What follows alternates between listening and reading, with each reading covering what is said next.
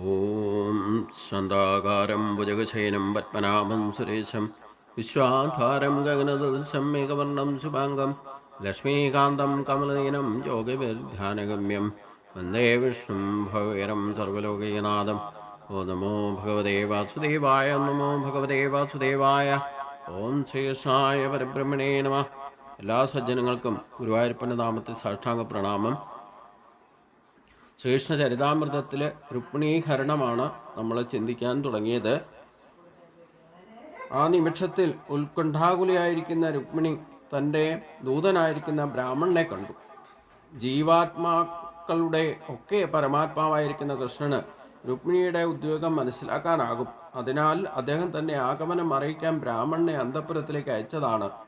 ബ്രാഹ്മണനെ കണ്ടപ്പോൾ തൻ്റെ ശരീരത്തിൽ നേരത്തെ ഉണ്ടായ മംഗളസൂചനകളുടെ അർത്ഥം മനസ്സിലായതിൻ്റെ ഫലം ആയിട്ട് രുക്മിണി ആഹ്ലാദഭരിതയായി. പുഞ്ചിരിച്ചുകൊണ്ട് കൃഷ്ണൻ വന്നോ ഇല്ലയോ എന്ന് അവൾ അദ്ദേഹത്തോട് ചോദിച്ചു. യദുവംശ സന്താനമായിരിക്കുന്ന കൃഷ്ണൻ വന്നെത്തിയിരിക്കുന്നു എന്ന് ബ്രാഹ്മണൻ അവളെ അറിയിച്ചു. തീർച്ചയായും കൃഷ്ണൻ അവളെ കൊണ്ടുപോകും എന്ന് വാക്ക് തന്നിട്ടുണ്ടെന്ന് അറിയിച്ചു. അവൾക്ക് ഉത്സാഹം പകരുകയും ചെയ്തു. ബ്രാഹ്മണൻ പറഞ്ഞത് കേട്ട് ആഹ്ലാദഭരിതയായിരിക്കുന്ന രുക്മിണി തനിക്കുള്ള സമസ്ത സമ്പത്തും അദ്ദേഹത്തിന് നൽകാൻ ആഗ്രഹിച്ചു. എങ്കിലും ബ്രാഹ്മണന് നൽകാൻ പറ്റിയതൊന്നും കണ്ടെത്താൻ കഴിയാത്തതിനാൽ അവൾ തൻ്റെ സാദര പ്രണാമം മാത്രമാണ് അദ്ദേഹത്തിന് നൽകിയത്. ശ്രേഷ്ഠനായിരിക്കുന്ന ഒരാൾക്ക് നൽകുന്ന പ്രണാമത്തിൻ്റെ പ്രാധാന്യം പ്രണാമം നൽകുന്നയാൾ പ്രണാമം സ്വീകരിക്കുന്നയാളിനോട് വിധേയത്വം പ്രാപിക്കുന്നു എന്നതാണ്.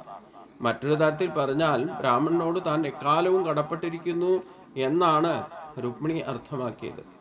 ഈ ബ്രാഹ്മണനെ പോലെ സൗഭാഗ്യദേവതയുടെ അനുഭാവം സിദ്ധിച്ച ഏതൊരാളും ഭൗതിക സമൃദ്ധിയിൽ നിസ്സംശയം സന്തുഷ്ടനായിരിക്കും. ഈ ബ്രാഹ്മണനെ സംബന്ധിച്ചിടത്തോളം ഈ ജന്മസാഫല്യം കിട്ടുന്ന ഒരു മഹത്തായ കർമ്മമാണ് ബ്രാഹ്മണന് ചെയ്യാൻ അവസരം ലഭിച്ചത്. രുക്മിണി നിമിത്തമായിക്കൊണ്ട് ഭഗവാനെ നേരിട്ട് ദ്വാരകയിൽ പോയി കാണാൻ സാധിച്ചു. ഭഗവാന്റെ അടുത്തേക്ക് സന്ദേശം എത്തിക്കാൻ നിമിത്തമായി കൊണ്ടുപോയത് ബ്രാഹ്മണനായതുകൊണ്ട് ഈ ബ്രാഹ്മണനെ സംബന്ധിച്ച് ഭഗവാന്റെ അനുഗ്രഹം നേരിട്ട് കിട്ടി. അതാണ് ജന്മസാഫല്യം, മനുഷ്യജന്മത്തിൻ്റെ സാഫല്യം. അത് തന്നെ ഏറ്റവും വലിയ ദക്ഷിണയായിട്ട് മാറിയെന്നർത്ഥം. അപ്പോൾ തിരിച്ചു വന്ന് തന്നെ ഏൽപ്പിച്ച ജോലി പൂർത്തിയാക്കി എന്ന് പറഞ്ഞ ബ്രാഹ്മണൻ തിരിച്ചു വന്ന് കൃഷ്ണൻ വരും, തിരിച്ച് യാതൊരു സംശയവുമില്ല എന്ന് രുക്മിണിക്ക് ഉറപ്പ് നൽകി. അപ്പോൾ പ്രതിഫലമായിട്ട് കൊടുക്കാൻ ഇഷ്ടം പോലെ സമ്പൽ സമൃദ്ധിയൊക്കെ ഉണ്ടെങ്കിലും അതൊന്നും അന്നേരം കൊടുക്കാൻ തോന്നിയില്ല. കേവലം പ്രണാമം അർപ്പിച്ചു എന്ന് പറഞ്ഞാൽ തന്നെ ലക്ഷ്മി ദേവിയുടെ അനുഗ്രഹം സമ്പൽ സമൃദ്ധിയായിട്ട് ഭാവിയിൽ ഈ ബ്രാഹ്മണന് യോഗക്ഷേമമായിട്ട് നിസ്സംശയം ലഭിക്കും എന്നതാണ്. ലക്ഷ്മി ദേവി പ്രണാമം അർപ്പിച്ചു എന്ന് പറഞ്ഞാൽ തന്നെ പ്രസന്നയായി എന്നർത്ഥം. അപ്പോൾ അതുകൊണ്ട് ബ്രാഹ്മണനെ സംബന്ധിച്ചിടത്തോളം ജന്മസാഫല്യമാണ്. കൃഷ്ണനും ബലരാമനും വന്നു ചേർന്നിട്ടുണ്ടെന്ന് അറിഞ്ഞ ഭീഷ്മകൻ വിവാഹത്തിൻ്റെ ചടങ്ങുകൾ കാണാൻ അവരെ ക്ഷണിച്ചു. ഒട്ടും വൈകാതെ അവരെയും അവരുടെ പടയാളികളെയും സ്വീകരിക്കാൻ അദ്ദേഹം യോഗ്യമായ ഒരു ധ്യാന മന്ദിരം ഒരുക്കി. വൈദിക ആചാരമനുസരിച്ചുകൊണ്ട് അവർക്ക് പുതിയതായിട്ട് അലക്കിയെടുത്ത വസ്ത്രവും തേനും നൽകി ആദരിച്ചു. കൃഷ്ണൻ, ബലരാമൻ എന്നിവർക്ക് പുറമെ ജരാസന്ധനെ പോലുള്ള രാജാക്കന്മാർക്ക് മാത്രമല്ല അദ്ദേഹം ആതിഥ്യമരുളിയത്. ക്ഷണമനുസരിച്ച് വന്നെത്തിയ മറ്റു രാജാക്കന്മാരെയും അവരുടെ പ്രായത്തിനും പ്രൗഢിക്കും പ്രഭാവത്തിനും ഭൗതികമായ ആസ്തിക്കും അനുസരണമായ സ്വീകരണം നൽകി. ജിജ്ഞാസയും ആകാംക്ഷയും മൂലം കുണ്ടിനത്തിലെ ജനങ്ങൾ കൃഷ്ണൻ്റെയും ബലരാമൻ്റെയും മുമ്പിൽ തടിച്ചുകൂടി. അവരുടെ സൗന്ദര്യം മാത്രം ആവോളം പാനം ചെയ്തു. നിറകണ്ണുകളോടെ ജനങ്ങൾ അവരിരുവരെയും നിശബ്ദമായിട്ട് ആദരിച്ചു. രുക്മിണിക്ക് പറ്റിയ വരനാണ് ശ്രീകൃഷ്ണൻ എന്നോർത്തപ്പോൾ അവർക്ക് തികച്ചും സന്തുഷ്ടരായി. കൃഷ്ണനെയും രുക്മിണിയെയും തമ്മിൽ ബന്ധിപ്പിക്കാൻ ആകാംക്ഷ പൂണ്ട അവർ പരമ ദിവ്യോത്തമ പുരുഷന്മാരോട് പ്രാർത്ഥിച്ചു. അല്ലയോ ഭഗവാനെ, അങ്ങയ്ക്ക് തൃപ്തികരമാകും വിധം ഞങ്ങൾ എന്തെങ്കിലും സൽക്കർമ്മങ്ങൾ ചെയ്തിട്ടുണ്ടെങ്കിൽ രുക്മിണിയുടെ പാണിഗ്രഹണം ചെയ്യാൻ അവിടുന്ന് കരുണ കാണിക്കണമേ. എന്ന് ആത്മഗതമായിട്ട് കൃഷ്ണനോട് തന്നെ പ്രാർത്ഥിച്ച പോലെയായി. രുക്മിണി ഏറെ ജനസമ്മതിയോ നേടിയ ഒരു രാജകുമാരിയാണെന്നും അവളോടുള്ള തീവ്രമായ സ്നേഹം മൂലം പൗരജനങ്ങൾ ഒന്നടങ്കം അവളുടെ സൗഭാഗ്യത്തിന് വേണ്ടിയിട്ട് പ്രാർത്ഥിച്ചിരിക്കുന്നു എന്നും തോന്നുന്നു. ഇതിനിടെ ഭംഗിയായിട്ട് വേഷഭൂഷാദികൾ അണിഞ്ഞ രുക്മിണി അംഗരക്ഷകരാൽ പരിരക്ഷിതരായി ദുർഗാദേവിയെ അഥവാ അംബികയുടെ ക്ഷേത്ര സന്ദർശനത്തിനായിക്കൊണ്ട് കൊട്ടാരത്തിൽ നിന്നും പുറത്തു വന്നു. വൈദിക സംസ്കാരം മുതലേ ക്ഷേത്ര ദർശനം നിലവിൽ വന്നിരുന്നു. ഭഗവത്ഗീതയിൽ പറയുന്നത് പോലെ വേദവാദരഥൻ എന്നൊരു വിഭാഗം ആളുകളുണ്ട്. അവർക്ക് വൈദികമായിട്ടുള്ള അനുഷ്ഠാനങ്ങളിൽ മാത്രമേ വിശ്വാസമുള്ളൂ. ക്ഷേത്രാരാധനയിൽ അവർക്ക് വിശ്വാസമുണ്ടായിരുന്നില്ല. അതായത് ഈ ദ്വാപരയുഗത്തിന് മുമ്പ്, അതായത് ശ്രീകൃഷ്ണൻ്റെ ഇപ്പോൾ രുക്മിണിയുടെ കാലത്ത് ക്ഷേത്രം ഉണ്ടായതായിട്ടും പരദേവത ആണ് ദുർഗാദേവി എന്നൊക്കെ ഇവിടെ കാണിക്കുന്നുണ്ട്. ശ്രീകൃഷ്ണൻ ജനിക്കുമ്പോൾ തന്നെ യോഗമായാദേവിയോട് പറഞ്ഞു, പല ഭാവത്തിലും രൂപത്തിലും നിന്നെ പൂജിക്കുന്നവർ ഈ ലോകത്തുണ്ടാകും എന്ന് പറഞ്ഞിരുന്നു. അപ്പോൾ ഈ വേദവൈദിക മാർഗത്തിൻ്റെ ഒരു ഭാഗമായിട്ടാണ് ക്ഷേത്രാചാരം നിലവിൽ വന്നത്. അത് ദ്വാപര യുഗത്തിൽ ആണ് തുടങ്ങിയത് എന്നും വേണമെങ്കിൽ നമുക്ക് ഇതിൽ നിന്നും മനസ്സിലാക്കാം.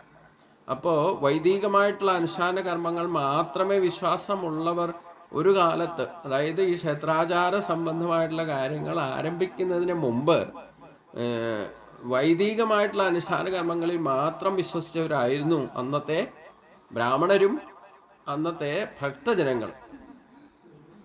അതുകൊണ്ട് വേദവാദരഥന്മാർ എന്ന വിഭാഗം ആളുകൾ ഉണ്ടായിരുന്നു അത്രേ. അതാണ് വേദത്തിലും അതിൻ്റെ വാദഗതിയിലും വേദവൈദിക കർമ്മങ്ങളിൽ മാത്രം വിശ്വസിച്ചിരുന്നു. ക്ഷേത്രാരാധനയിൽ ഇല്ലെങ്കിൽ അത്തരത്തിലുള്ള അനുഷ്ഠാനങ്ങളിൽ ആചാരങ്ങളിൽ വിശ്വാസം ഉണ്ടായിരുന്നില്ല.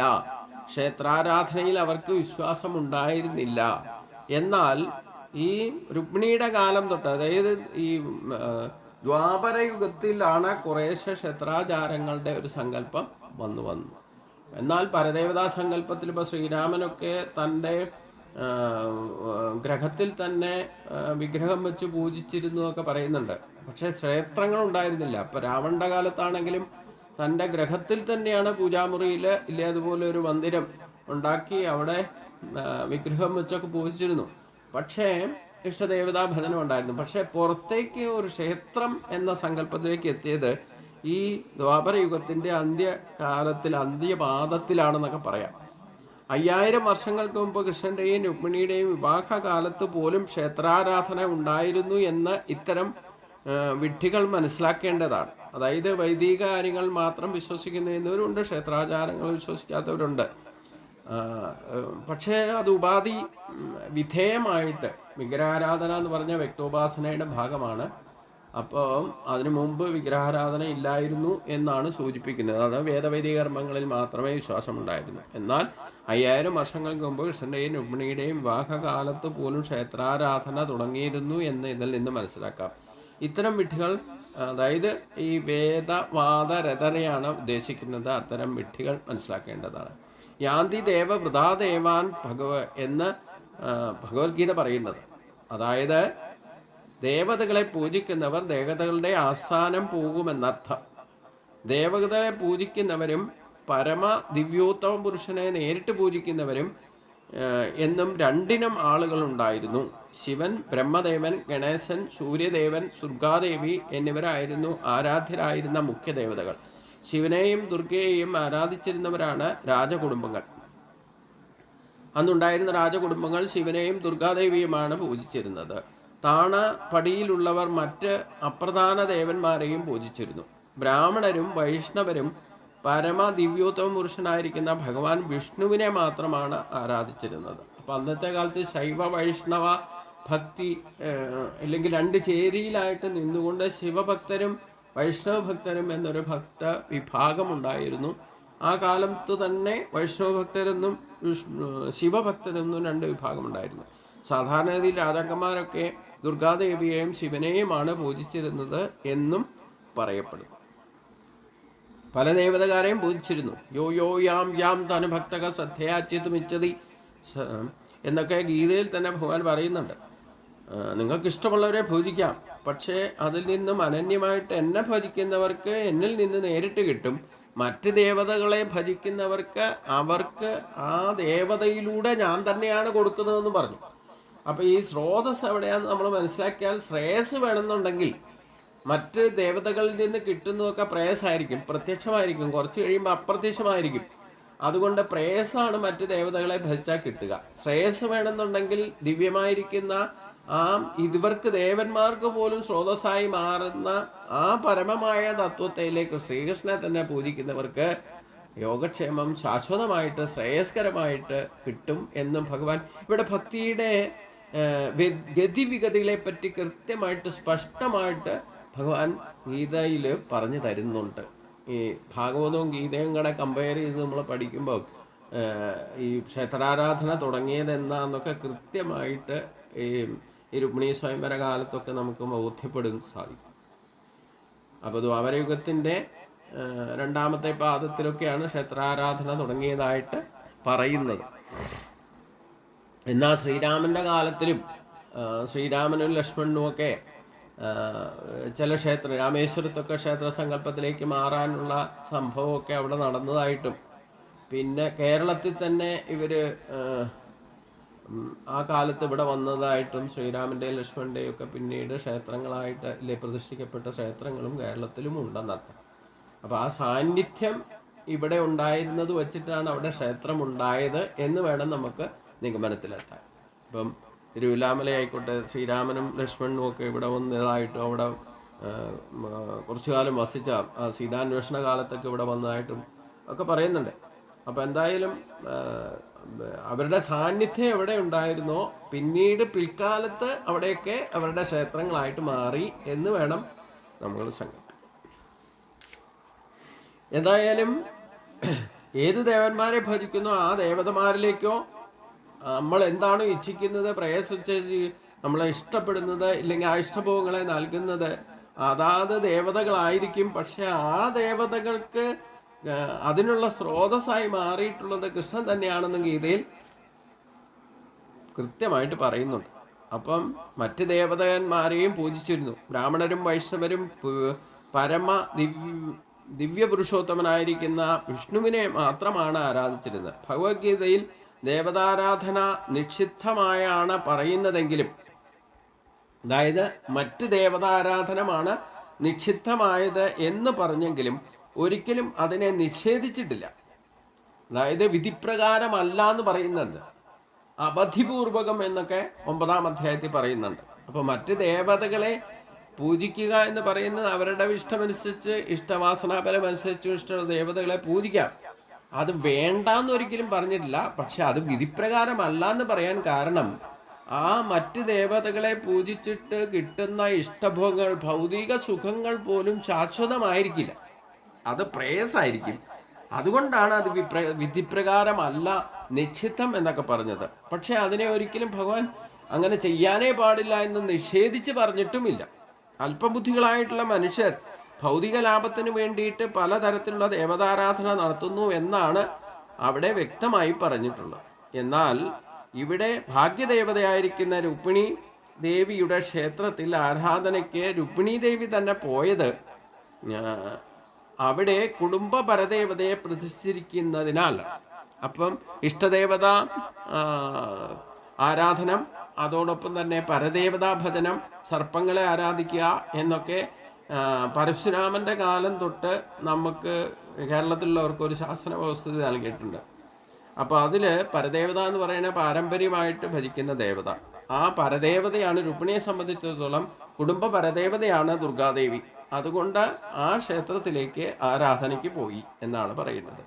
അവിടെ പരദേവതയെ പ്രതിഷ്ഠിച്ചിരിക്കുന്നതിനാലാണ് രുക്മിണി ദുർഗാദേവിയുടെ ക്ഷേത്രത്തിലേക്ക് പോകുമ്പോഴും അവളുടെ മനസ്സിൽ സദാ കൃഷ്ണന്റെ പാതാരവിന്ദങ്ങളെക്കുറിച്ചുള്ള ചിന്തയായിരുന്നു എന്ന് ശ്രീമദ് ഭാഗവതത്തിൽ പറയുന്നുണ്ട്. അങ്ങനെ ഇരിക്കെ രുക്മിണി ക്ഷേത്ര ദർശനത്തിന് പോയത് സാധാരണ മനുഷ്യരെ പോലെ ഭൗതിക ലാഭത്തിന് വേണ്ടി ആയിരുന്നില്ല. അപ്പം നമ്മളെല്ലാവരും സാധാരണ ജനങ്ങളെ ഇന്നും ഭക്തിയുടെ പ്രഭാവത്തിൽ ഈ പല ക്ഷേത്രങ്ങളിലും ദർശനം നടത്തുന്നുണ്ടെങ്കിൽ അതിൻ്റെ ഉദ്ദേശ ലക്ഷ്യം എന്താ? ഭൗതിക ലാഭത്തിന് വേണ്ടിയിട്ടാണ്. രുക്മിണി ദേവിയാണ് പോയത് അങ്ങനെ ഭൗതിക ലാഭത്തിനല്ല പോയത്. പരദേവതാ ക്ഷേത്ര ദർശനം നടത്തണം. ഒരു പ്രാവശ്യമെങ്കിലും ദർശനം നടത്തിയാൽ തന്നെ പരദേവതയ്ക്ക് സംതൃപ്തിയാകും. നമ്മൾ മുത്തശ്ശനോ മുത്തശ്ശിയെ കാണുന്ന പോലെയാണ് എന്ന് പലപ്പോഴും ഞാൻ പറഞ്ഞിട്ടുണ്ട്. അപ്പം അങ്ങനെ പരദേവതാ ക്ഷേത്രത്തിലേക്ക് പോകുമ്പോഴും തൻ്റെ പരമമായിരിക്കുന്ന ആ ശ്രീകൃഷ്ണനെ തന്നെ വിചാരിച്ചുകൊണ്ടാണ് പോയത്. നമ്മളും അങ്ങനെയാണ്. അപ്പോൾ ഗുരുവായൂർക്ക് പോയാലും നമ്മുടെ ഇഷ്ടദേവതയെ ആണ് നമ്മൾ മനസ്സിൽ വിചാരിച്ചുകൊണ്ട് പോവുക. ഇനി ഗുരുവായൂരപ്പനാണെങ്കിൽ മറ്റു ക്ഷേത്രങ്ങളിൽ പോയാലും ഗുരുവായൂരപ്പനായിരിക്കും മനസ്സിൽ. അപ്പം ഇങ്ങനെ ഉള്ള സങ്കല്പവിശേഷങ്ങൾ, വ്യത്യാസങ്ങൾ, ഗതിവിഗതികൾ ഒക്കെ പണ്ട് കാലത്ത് തന്നെ മനുഷ്യരുടെ സ്വഭാവത്തിലുണ്ടായിരുന്നു എന്നാണ്. അത് രുക്മിണി പോലും ലക്ഷ്മി ദേവി മനുഷ്യസ്ത്രീയായിട്ട് ജനിച്ചപ്പോൾ സാധാരണ ഭക്തർക്കുണ്ടാകുന്ന അതേ മനസ്സിൻ്റെ ഗതിവിഗതികളെ കൂടെ ഇവിടെ സൂചിപ്പിക്കുന്നു. അതായത് ക്ഷേത്രദർശനം, പരദേവതാ ക്ഷേത്രദർശനത്തിനായി പോകുന്ന ലക്ഷ്മി ദേവിക്ക് രുക്മിണിക്ക് കൃഷ്ണനായിരുന്നു പരമമായ ചിന്ത മനസ്സിൽ എന്ന് പറയുന്നു. കാരണം അദ്ദേഹമാണ് ഭൗതിക ലാഭം നൽകാൻ ദേവന്മാരെ അധികാരപ്പെടുത്തിയിരിക്കുന്നത്. മറ്റുള്ളവർക്ക് പോലും ഭൗതിക ലാഭത്തിന് വേണ്ടിയിട്ട് മറ്റ് ക്ഷേത്രങ്ങൾ ദർശനം നടത്താൻ പോകുന്നവർക്ക് പോലും ഈ ഇഷ്ടഭോഗങ്ങളെ കൊടുക്കുന്നത് ഞാൻ തന്നെയാണെന്ന് കൃഷ്ണൻ ഭഗവത്ഗീതയെ സ്പഷ്ടമാക്കിയത്. അതുകൊണ്ടാണ് നമ്മൾ ഈ ഭക്തിയുടെ മാർഗത്തിൽ സഞ്ചരിക്കുമ്പം ഗീതാ പഠനം അത്യന്താപേക്ഷിതമാണെന്ന് പറയാൻ കാരണം ഭക്തിയുടെ ഗതി നമ്മളെ തിരിച്ച് യഥാർത്ഥത്തിൽ ചെയ്യേണ്ടതെന്നാണെന്ന് മനസ്സിലാക്കിക്കൊണ്ട് ചെയ്യാൻ സാധിക്കും. വെറുതെ ഗീത നമുക്ക് കടിച്ചാപ്പൊട്ടാത്തതെന്ന് പറയുന്നത്. ക്ഷേത്രസങ്കല്പത്തെ പറ്റിയൊക്കെ ശരിക്കും മനസ്സിലാക്കാനുള്ള ചില കാര്യങ്ങളുണ്ട്. 33 കോടി ദേവതാ സങ്കല്പം എന്തിനാണ് ഹിന്ദുധർമ്മത്തിൽ കൊണ്ടുവന്നിരിക്കുന്നത് എന്നൊക്കെ വ്യക്തമായിട്ട് പറയുന്നത്. യോ യോ യാം യാം തന് ഭക്തക ശ്രദ്ധയാർച്ചിതമിച്ചതി തസ്യ തസ്യ ജലാം ത്രസ്താം താമേവ വിദദാമ്യഹം എന്നൊക്കെ പറയുന്ന ഭാഗം പ്രത്യേകം നമ്മൾ നോട്ട് ചെയ്യേണ്ട കാര്യങ്ങളാണ്. കാരണം യഥാർത്ഥത്തിൽ ഭൗതിക ഇഷ്ടഭോഗങ്ങളുടെ പോലും മറ്റ് ദേവന്മാരെ അധികാരപ്പെടുത്തിയിരിക്കുന്നത് കൃഷ്ണൻ തന്നെയാണെന്നർത്ഥം. അപ്പോൾ സ്രോതസ്, പരമമായ സ്രോതസ് എന്ന് പറയുന്നത് യഥാർത്ഥത്തിൽ ശ്രീകൃഷ്ണൻ തന്നെയാണ് എന്നാണ് നാം മനസ്സിലാക്കേണ്ടത് എന്നർത്ഥം. ഇതിൻ്റെ അടുത്ത ഭാഗം നമുക്ക് അടുത്ത ദിവസം ചിന്തിക്കാം. എല്ലാവർക്കും നമസ്കാരം.